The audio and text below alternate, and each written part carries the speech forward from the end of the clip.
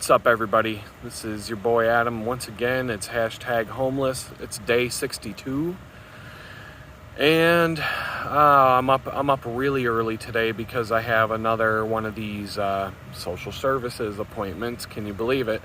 It pretty much dominates my life right now. But some interesting things took place yesterday, but I'm gonna start out with. Everywhere I look on where I get my information from, I am seeing a very concerted effort of, basically gangs of Republicans now are gathering up screenshots and video clips and anything they can find for anybody who spoke out and said, I wish that Donald Trump's shooter didn't miss. That's all they had to say. And they're keeping lists now. There's a website I saw this morning where they're keeping track of everybody that they've been able to get fired from their jobs. One after the next, after the next, after the next. I saw that I made a mistake, I think it was yesterday, about the Tenacious D, about Jack Black making a statement. It wasn't Jack Black, it was his sidekick on the Tenacious D in that band. It was the sidekick that made the statement that got them embroiled in their current mess. Someone pointed that out to me in the comments, and I had to go watch the video again, and I was like, oh yeah, I was definitely wrong. The first time I watched the video, I wasn't paying enough attention as to who actually said what. But, it's funny, and it's like on one side, it's like, you guys are getting a taste of your own medicine. What does it feel like losing your entire livelihood, your career, are you going to end up homeless like me because you said something stupid on the internet? And then that leads to the other side of this. And, what kind of a hypocrite would I be if I really felt like these people deserve to have their lives completely destroyed because they were essentially shit-talking on the internet? Because that's what happened to me. My life has been completely destroyed in every facet you can possibly imagine. My home's gone, my vehicles are gone, my friends and family, they're gone. Relationships finished. My career's done, all of it. Like, think of I'm wandering the streets of Jamestown homeless, trying to figure out how to put my life back together, all because I was shit talking on the internet. And now I'm seeing the other side. I'm seeing the Democrats running their mouth all week long about how much they hate Donald Trump and how they wish he was dead and all this stuff. And it's like, it's kind of funny. I mean, it is. But I think the more I think about it and the deeper I think about it, it's like, I know what these people are going to go through. I'm going through it. And, there was a time in our country where you could say messed up things and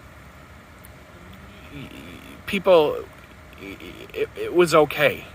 Remember when Donald Trump said he likes to grab women by the pussy, and that was on the hot mic, and they tried to run him out of town with that. And what did he say? It was locker room talk. It was a private conversation between dudes in a locker room or wherever the hell it was. And I'm just going to put it out there. If you think that you can put 5 guys in the same room with a microphone that they don't know is there, you put any 5 guys that exist in this world in a room with a hidden microphone, and guess what? You're going to pick up some crazy stuff. In fact, I guarantee you, if you put a microphone in a room with 5 women that they don't know the microphone's there, 5 women who are friends with each other, you're going to hear all kinds of crazy stuff that, if became public, will completely ruin those people's lives. Okay?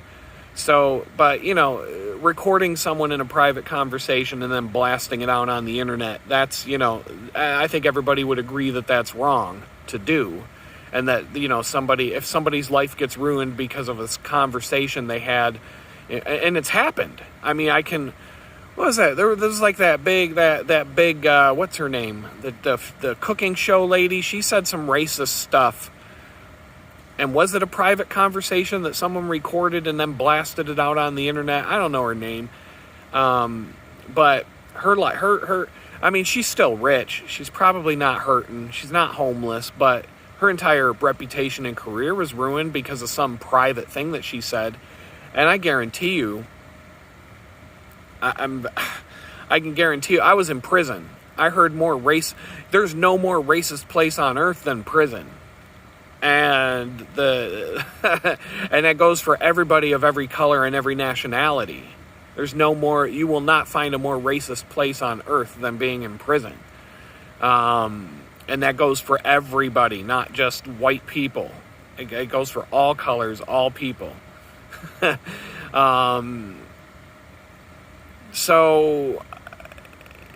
is that the world that you want to live in, where every single thing that you say is being recorded and blasted out so that everybody can hear it? Okay, that's one side of it. But, now we're talking about people who voluntarily said messed up things on the internet, on social media. Nobody forced me to say the things that I said that got me in trouble. I did that on my own.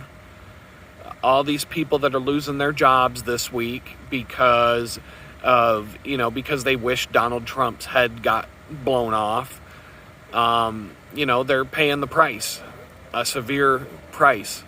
But I don't know. Do you really want to live in a culture where if you say the wrong thing, if you ever have a slip of the tongue and you say something that goes too far, do you want to live in a society where your entire life and livelihood and where you are attacked so fiercely and so completely that your life is completely and utterly destroyed because of it? Because we didn't live in a country like that when I was growing up. I remember when Ronald Reagan got shot. Now, granted, I was a kid, but there are a lot of people who wished that Ronald Reagan didn't make it. There were a lot of people saying that. They're probably still working in their jobs today if they're not too old. We didn't have social media back then, and but all I'm gonna say is if I'm saying that I should have another chance to be able to make things right and to make something of myself, then I got to be willing to tell these Democrats that are running their mouth this week. It's like, yeah, you shouldn't say things like that. Look what happened. Look what's happening to you. You just lost your career. But, you're going to have a hard time finding a job at Burger King right now because you're being blasted all over the news, and you're going to be showing up in Google searches now. And, good luck. But I don't wish that I don't really wish that your life gets completely destroyed because of it. I don't. Because, I know what that's like. I'm going through it. And, I mean, on one side, yes, it's funny. And just like there's a lot of Democrats who think it's hilarious about what happened to me. I've seen the comments. I've seen the videos. I've seen people doing YouTube videos about it. Just like, I've seen some of the media that came out in my situation. So, but no, I mean, yeah, like I said, it's funny. It's entertainment at this point. This country is such a disaster that it's hard to watch, and it's beyond my wildest imagination. I never thought when I was a kid that this is what America would be when I grew up. But so that's that. Talk about the situation I'm going through. Yesterday, Probation called me. Somebody from the Pittsburgh office. They basically wanted to know what my plans are for moving there. And she definitely knew that I want to go there. and she was extremely friendly, easy to talk to. She basically went through this whole spiel about how we're here to help you and support you. And, on one side of the fence, I remember what Ronald Reagan said about when somebody from the government shows up at your door saying, we're here to help. Run! Run.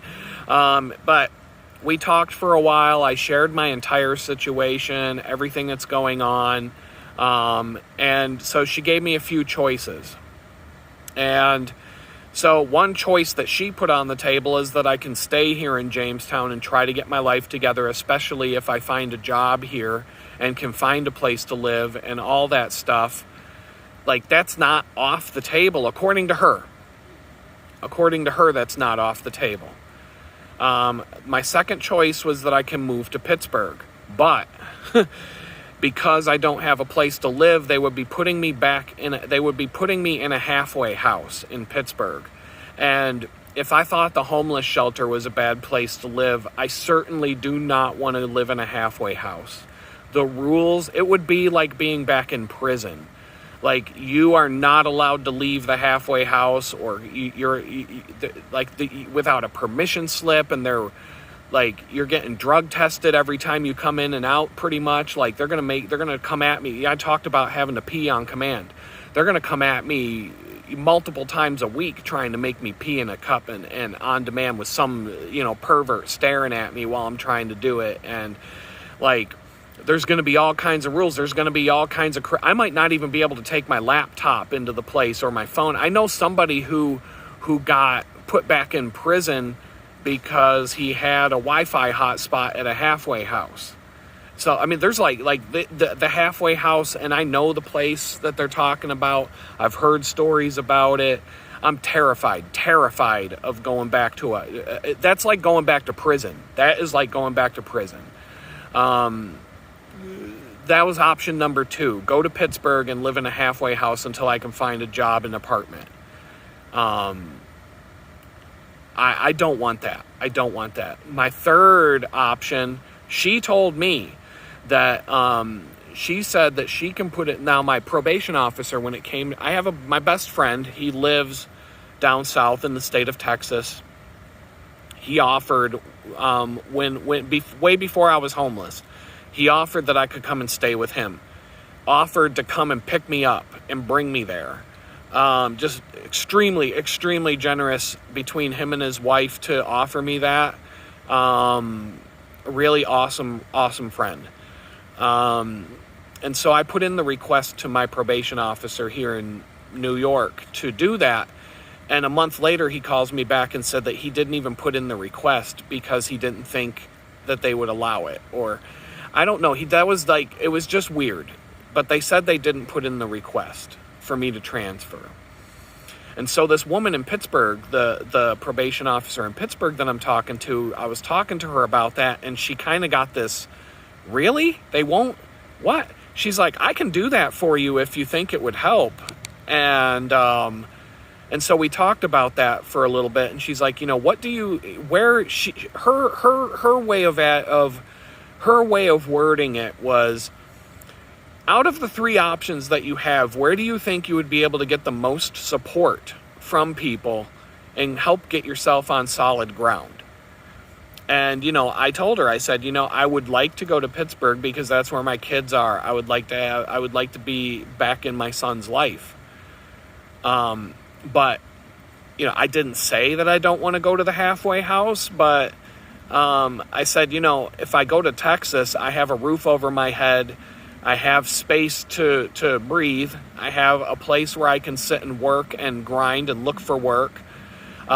He's in an area where there's a lot of opportunity in terms of being able to find a job to get on my feet, a labor job, any kind of like a MIC job. There's plenty of options where he lives. I would be able to, it's Texas, wouldn't have to worry about commuting by bicycle in the middle of winter. And I had 25 plus reasons, and I said out of all 3 options that are on my plate right now, Texas would give me the most stability. It would give me the solid footing that I can use to get back on my feet. But I also talked to her about how I'm in the running for a lucrative software job in my line of work. I'm also possibly getting a job here in Jamestown at a factory. That could be next week or 2 weeks from now. There are other irons in the fire. I've made, and she kind of, she listened to me and she said, she's like, well, here, how about I put in the paperwork and how about we try to set it up so that you can go to Texas and have that, and stay with your best friend, get on your feet, do whatever, get your life back together. And then from there, let's see what we can do from there. And so, and like I said, the woman, extremely friendly, even friendlier than the probation officer I have right now, who's really friendly. I mean, I've never had a problem with anybody in that office. They're all, I'll give these people credit from what I've seen. This is from my perspective only. They don't seem to be trying to make my life more difficult. They really seem like they want their people to get back on their feet and succeed. So, I mean, I can't say that would be everybody who works in that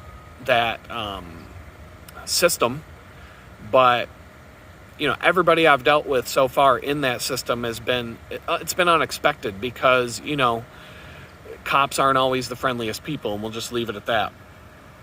So that's what's going on there. The software job. I think this is a good thing to talk about because it's a good analogy of, I get nervous about things that I have no reason to be nervous about. But yesterday I started getting calls from people. My best friend let me know, a former coworker let me know, other people let me know that the HR people at the company I'm trying to get this job at, they're reaching out to all my references and making all these calls. And but from what I understand, she's asking them some pretty intense questions. But everybody said they're speaking well of me, and they're letting me know after the fact that they got these calls. My only concern is that I only really have one former boss, one former supervisor on the list of references.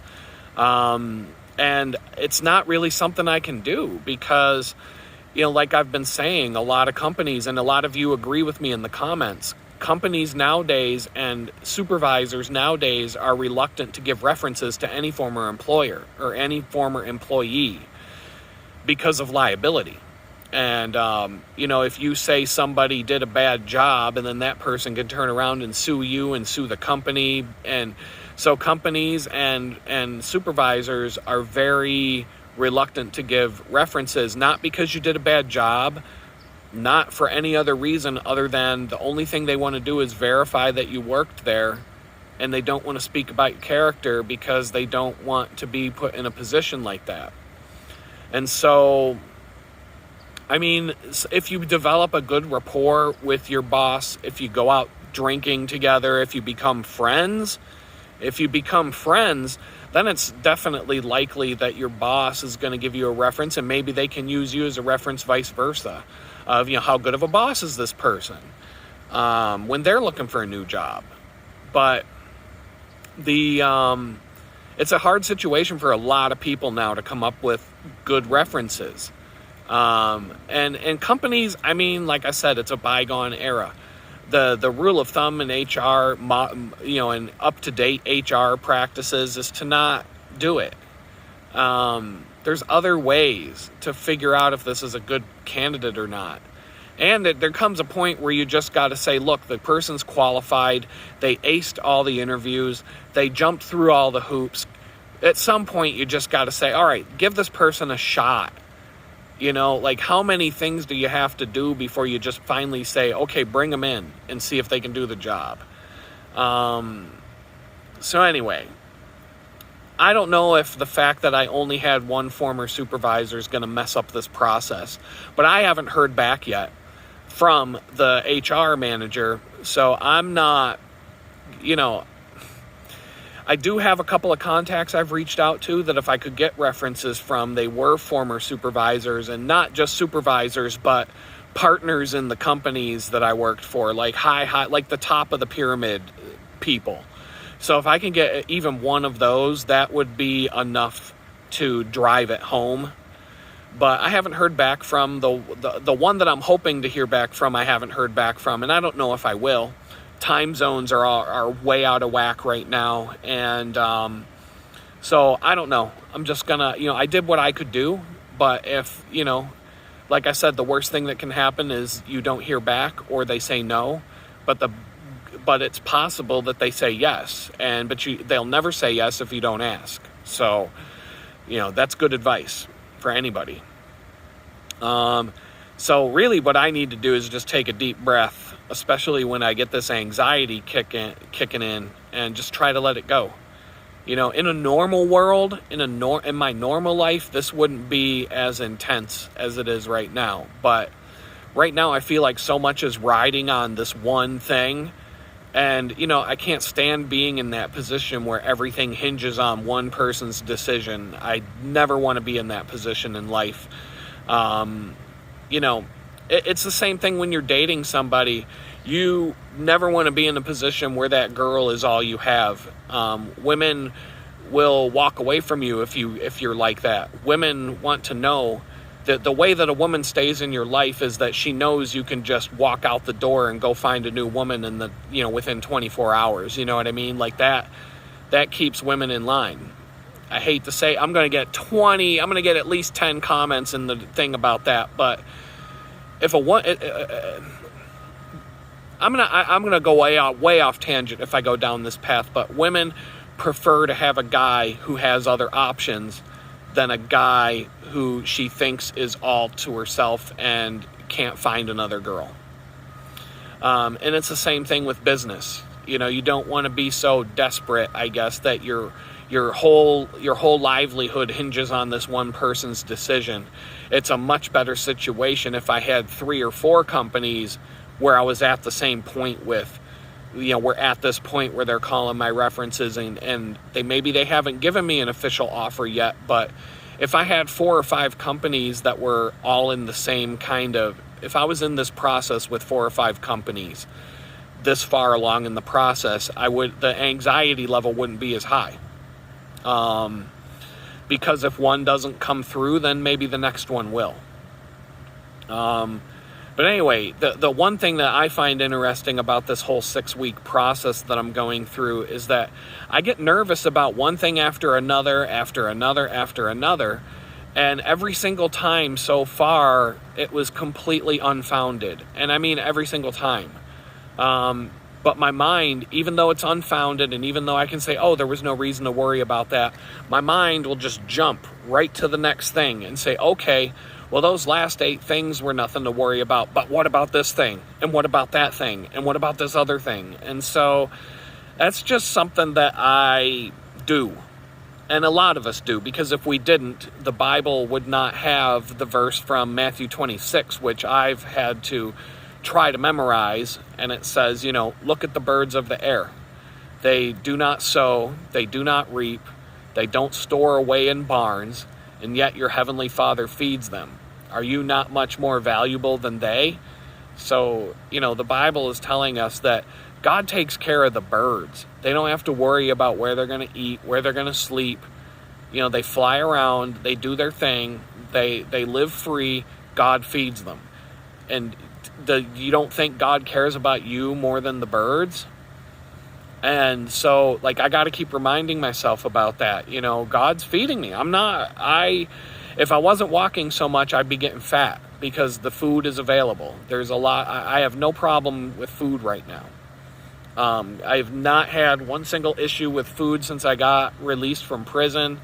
We'll just leave it there. And then in Matthew, chapter 6, verse 34, it says, therefore, do not worry about tomorrow, for tomorrow will worry about itself. Each day has enough trouble of its own. You don't got to worry about tomorrow. Worry about today. You got to get through today, one day at a time. A lot of you have been leaving comments saying one day at a time. Just take things one day at a time. Well, yeah, definitely. So, even though I have some good things going on right now, life is still in a very fragile kind of a crisis state. And I don't know how long God expects me to live in this state. The way I was describing it in a previous video, it's like I'm not hanging off the edge of a cliff, but my feet are right on the edge of a cliff, and God's got me by the back of the shirt. Let's say he's angry with me and he's holding me over the cliff. He's holding me over the edge of this cliff to where if he lets go of my shirt, I'm going to drop. It's the Grand Canyon. It's a 4,000 foot drop. He's holding me over the edge with the back of my shirt, just grabbing onto the back of my shirt and just holding me over that edge. He's feeding me, he's taking care of me, but I'm still looking straight down at the river below, 4,000 feet below. And it's been like that since August of 2022. It's been like that for almost 2 years now. August 12th, 2022. When it gets to August 12th, 2024, then it'll be 2 years. Completely, totally 2 years. And so I just need him to pull me back from the edge of the cliff a little bit, let go of my shirt, and just let me stand and enjoy the scenery for a little bit, because this whole, he's not letting go of the shirt, but he's showing me, like, this is what almost happened to you. I want you to look at it. I want you to take a deep, hard look at the abyss, and that you almost fell into it, but here I've grabbed you by the back of your shirt, and I'm not letting you fall, but I'm not pulling you back. You still need to see how bad things can be. And how long is he going to hold me over the edge of the cliff? I don't know. I'm hoping that things start to improve soon. Because it really has. It's not just the 62 days of being homeless. It's been almost 2 years of a nonstop, never-ending nightmare in every way imaginable. Without a single day to just sit and breathe and relax and get over it. Even when I had an apartment, even when I was living with the ex in the apartment, I couldn't have a day to relax and breathe, because I might have 3-4 hours to breathe. And then she comes home from work and starts screaming and yelling at me and carrying on these tirades and doing all kinds of things to harass me and try to like doing things on purpose to be annoying and just to just be an asshole. And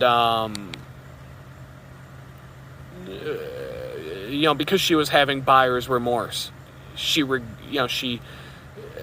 just going to leave it there. And so it's been almost 2 years and I haven't had a chance to relax and to just relax. It's 7:45 a.m. right now, and I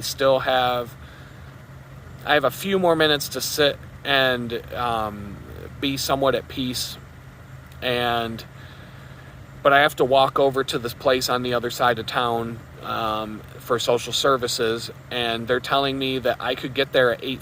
The doors open at 8:30, but I'm supposed to be there earlier because there'll probably be a line before they even open. And supposedly this could take until 4 o'clock, 5 o'clock in the afternoon to get done. Filling out papers and sitting on an uncomfortable bench waiting for my name to be called. There's also a chance that I could be done in an hour and out the door. So, I don't know what to expect. But I was told to expect that. And when I left the homeless shelter this morning, I saw a bunch of people. There's a sign-out sheet. You do have to sign out so they know you're gone.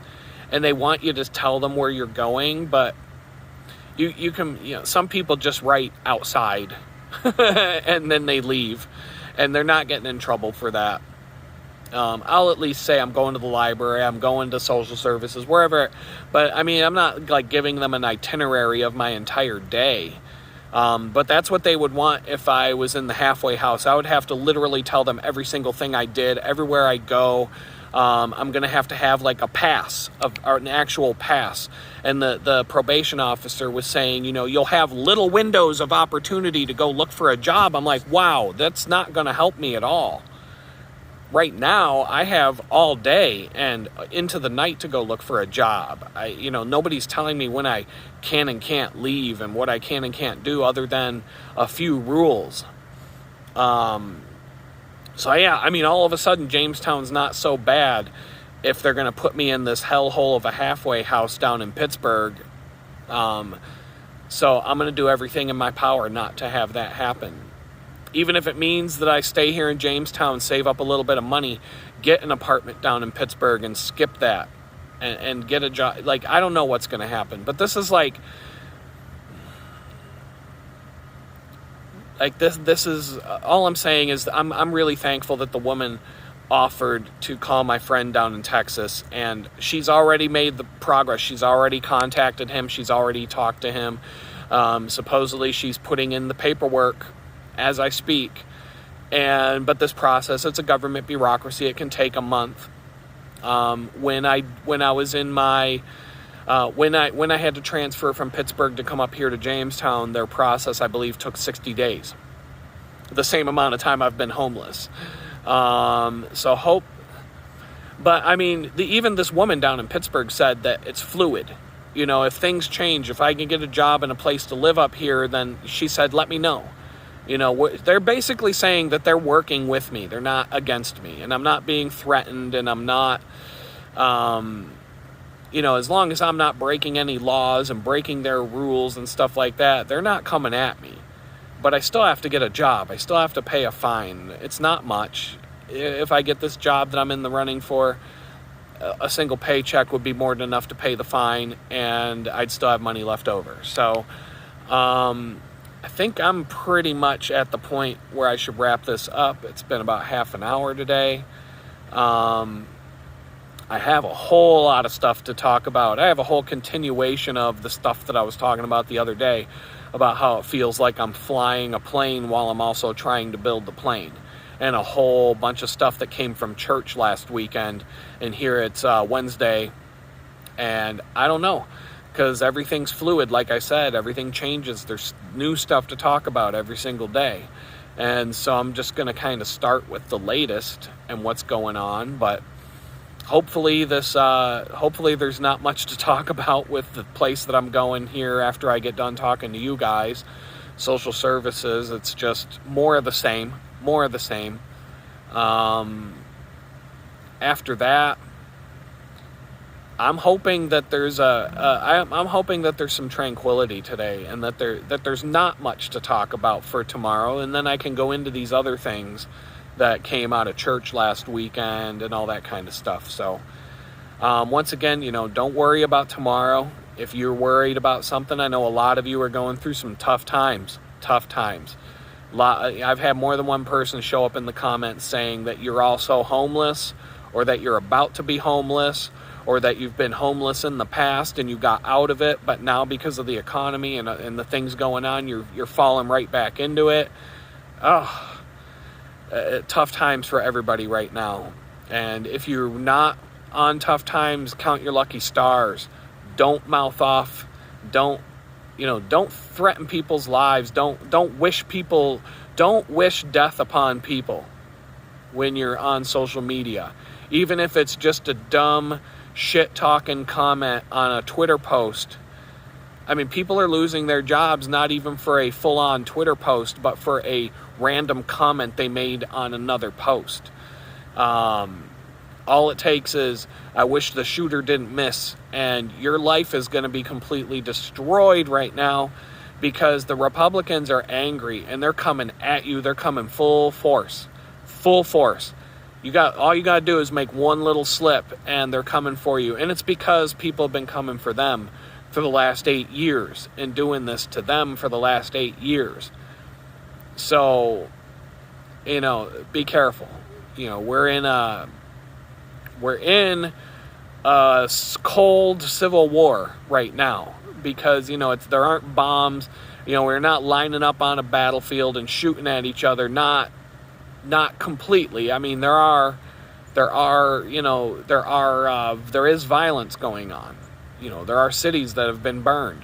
I was in Minneapolis, not when the riots took place, but maybe a few months later, and I saw the damage with my own eyes. It's crazy there.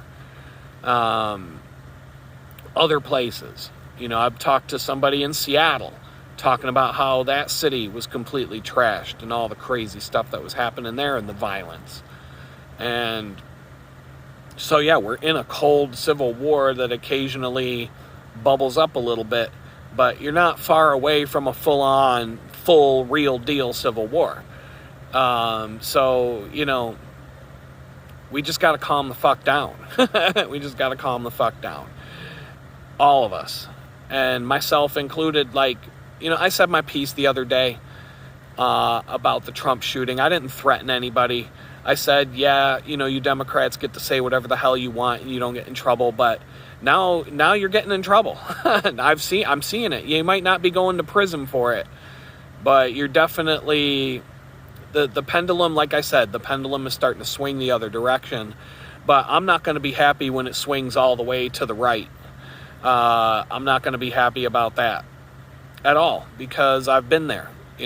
People were calling me a Democrat when I was speaking out against George W. Bush, and now everybody calls me a lunatic right-wing Trump supporter because I speak out against the Democrats. And believe me, it won't be long before the Republicans are the one taking away all your rights and freedoms again, because they just take turns. All they do is take turns. And don't forget the Patriot Act and all the spying on you and all the enablement of all the things that the government's doing to you. It was the Republicans that passed the Patriot Act. So with that said, I'm going to let you guys go. I got to do some walking. I got to get to my place, my destination here. So I'm going to say peace out for now, and hopefully we'll talk again tomorrow.